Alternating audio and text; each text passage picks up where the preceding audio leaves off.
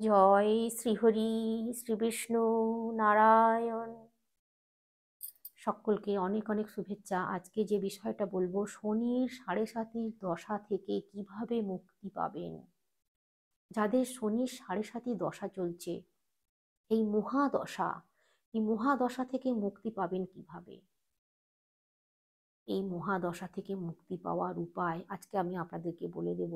আপনারা সঙ্গে থাকুন পুরো ভিডিওটা। ভিডিওর মাঝখানে অনেক কথা থাকবে যেগুলো আপনারা মিস করে যাবেন, শুনতে পাবেন না, আর জানতেও পারবেন না যে কি করতে হবে কি না করতে হবে। আজকে বলবো, যারা এই শনির সাড়ে সাতির দশায় ভুগছেন তারা একটা কাজ করুন।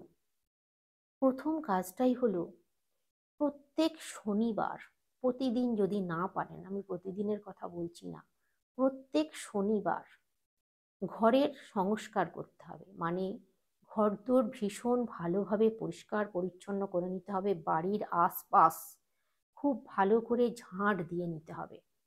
বাড়ির উঠান যদি থাকে উঠান, বাড়ির আশেপাশে চারিদিক খুব ভালো করে ঝাঁট ঝাঁট দিয়ে পরিষ্কার করে নিতে হবে, খুব সকাল সকাল, সূর্য ওঠার আগে।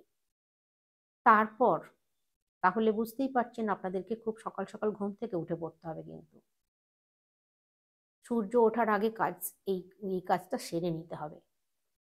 এইটা পরিষ্কার পরিচ্ছন্নটা করে নিলেন, তারপর হাত মুখ ভালো করে ধুয়ে কাপড় চোপড় ছেড়ে সূর্যদেবকে প্রণাম করবেন। শুধুমাত্র প্রণাম করবেন, তাহলেই হবে। হে সূর্যদেব, তুমি রক্ষা করো, তোমার সন্তানকে বলো আমার এই সাড়ে সাতির দশা উনি যেন কাটিয়ে দেন। দেখবেন সূর্যদেবের একটা সহায়তা আপনারা পেয়ে যাচ্ছেন। এরপর আসল কথা তো বলবো, মাঝখানে আমি যাচ্ছি বলবো, তার আগে এই কথাগুলো বলে নিই, নাহলে আপনারা বুঝতে পারবেন না।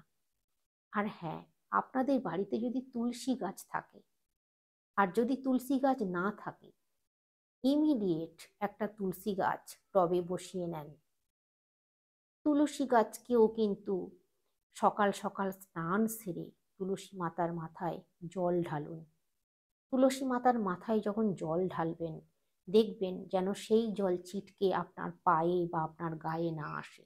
এমনভাবে জলটা ঢালবেন, একটু দূর থেকে জলটা ঢালবেন, যেন সেই আস্তে আস্তে ধীরে ধীরে ঢালবেন জলটা।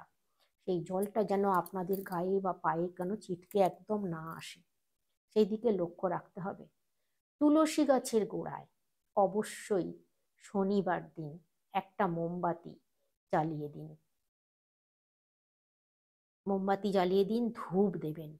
ধূপ কিন্তু একটা দেবেন না, ধূপ দুটো দেবেন। ধূপ কখনো একটা ধূপ জ্বালাতে নেই, ধূপ সবসময় দুটো করে ধূপ জ্বালাতে হয়। যখনই ধূপ জ্বালাবেন দুটো করে ধূপ জ্বালাবেন, একটা ধূপ কখনো জ্বালাবেন না। ধূপ মোমবাতি জ্বালিয়ে দেবেন তুলসী গাছের গোড়ায়, শনিবার দিন কিন্তু আমি বললাম। তো এটা করবেন, এটা তো গেল। আর হ্যাঁ, আসল কথায় এবার আসি, ছায়া দান করতে হবে। এটা হচ্ছে মহা টোটকা। এই মহা টোটকাটা যদি করতে পারেন একবার, শনির সাড়ে সাতির দশা থেকে সম্পূর্ণ বেরিয়ে আসতে পারবেন। তার আগে বলে দিই, যখন আপনারা এই শনিবার দিন শনি মন্দিরে পুজো তো অবশ্যই দেবেন। যাদের শনি সাড়ে সাতির দশা চলছে, শনিবার দিন শনি মন্দিরে গিয়ে অবশ্যই শনিদেবের পুজো দিতে হবে। শনিবার দিন সন্ধ্যায় ওনাকে পুজো দেবেন আপনারা। সর্ষের তেল নিয়ে যাবেন, সর্ষের তেলের প্রদীপ জ্বালিয়ে দেবেন, মোমবাতি জ্বালিয়ে দেবেন, নীল মোমবাতি একটা হলেই চলবে। নীল মোমবাতি, ধূপ ওই যে বললাম যে কোনো দেবতার সামনেই জ্বালুন, সবসময় দুটো করে ধূপ জ্বালাবেন। দুটো ধূপ, মোমবাতি, নীল মোমবাতি, সর্ষের তেলের প্রদীপ জ্বালিয়ে দিয়ে আসবেন। বাতাসা দিয়ে, সন্দেশ দিয়ে, যার যেমন সাধ্য সাধ্য মতো পুজো দিয়ে আসবেন। যখন পুজো দেবেন, একটা কথা সব সময় খেয়াল রাখবেন, কিন্তু শনিদেবের চোখের দিকে তাকিয়ে থাকবেন না একদম। আর শনিদেবের সামনাসামনি দাঁড়িয়ে পুজো দেবেন না, একটু সাইডে দাঁড়িয়ে পুজো দেওয়ার চেষ্টা করবেন, একটু সাইডে ধূপ মোমবাতি প্রদীপগুলো জ্বালানোর চেষ্টা করবেন। সামনাসামনি চোখে চোখ রাখবেন না, কখনো না। তাহলে কি হয়, শনিদেবের কুদৃষ্টিতে পড়ে যাবেন, আরো সর্বনাশ হবে। এই কাজটা কিন্তু ভুলেও করবেন না। সবসময় শনিদেবের নিচের দিকে, পায়ের দিকে তাকাতে হয়, মুখের দিকে তাকাতে নেই, চোখের দিকে তো একদমই নয়। তো এই কথাটা কিন্তু আপনাদেরকে খেয়াল রাখতে হবে।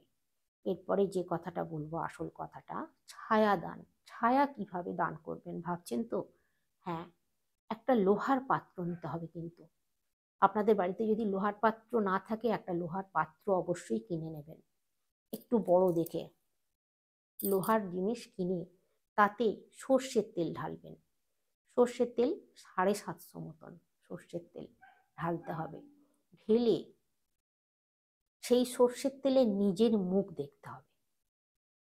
সর্ষের তেলে নিজের মুখ দেখবেন, 7 বার দেখবেন নিজের মুখ সর্ষের তেলে। একবার দেখে নিলেন, তুলে নিলেন, আবার দেখলেন, আবার তুলে নিলেন, আবার দেখলেন, এরকম করে করে গুনে গুনে 7 বার নিজের মুখ দেখবেন। তারপর সর্ষের তেলটা কি করবেন সেটা তো একটা ব্যাপার। ওই সর্ষের তেলটা কিন্তু নিজেরা ঘরে ব্যবহার করা চলবে না, বা নিজেদের বাড়িতেও ঠাকুর দেবতার সামনেও কিন্তু ওই সর্ষের তেল ব্যবহার করা চলবে না। ওই সর্ষের তেলটাকে নিয়ে আপনারা কোনো অভাবী গরিব মানুষকে দান করুন। দান করুন, আপনারা ওই অভাবী গরিব মানুষকে দান করুন। তার সঙ্গে কিছু টাকা পয়সাও দান করবেন। যদি পারেন একটা কম্বল, কালো কম্বল যদি দান করতে পারেন, সেটা হলেও খুব ভালো হবে। তো ওইভাবে আপনারা দান করুন, ওইটাকেই বলা হয় ছায়া দান করা। এই কাজটা যদি আপনারা করতে পারেন, তাহলে শনির 7.5 দশা থেকে সম্পূর্ণভাবে আপনারা মুক্তি পেয়ে যাবেন। তবে হ্যাঁ, এই বিশেষ কাজটা কিন্তু একবার করলে হবে না, আপনাদেরকে মাসে অন্তত একবার করে এই কাজটা করে যেতে হবে, 7 মাস পর পর। মাসে একটা করেই করবেন, শনিবার দেখে একটা করে। এইভাবে আপনারা করে যান, দেখবেন আপনারা জীবনে অনেক ভালো থাকতে পারবেন, সব দিক দিয়ে সফলও হবেন। এইভাবে যদি আপনারা করতে পারেন, আপনারা সমস্ত কাজেও সফল হবেন, সমস্ত বাধা অতিক্রম করে ফেলতে পারবেন, জীবনে অনেক বড় হতে পারবেন, ধনীও হতে পারবেন আশা করছি। আর সুস্থ থাকতে পারবেন, সব থেকে ভীষণ বড় কথা হচ্ছে সুস্থ থাকতে পারবেন, ভালো থাকতে পারবেন, সমস্ত কাজে এনার্জি পাবেন, খুব এনার্জি পাবেন, কাজ করতেও পারবেন। তো আজকে আসছি, সকলে অনেক অনেক সুস্থ থাকবেন, অনেক অনেক ভালো থাকবেন। আগামী ভিডিওতে আবার দেখা হচ্ছে, সঙ্গে থাকবেন।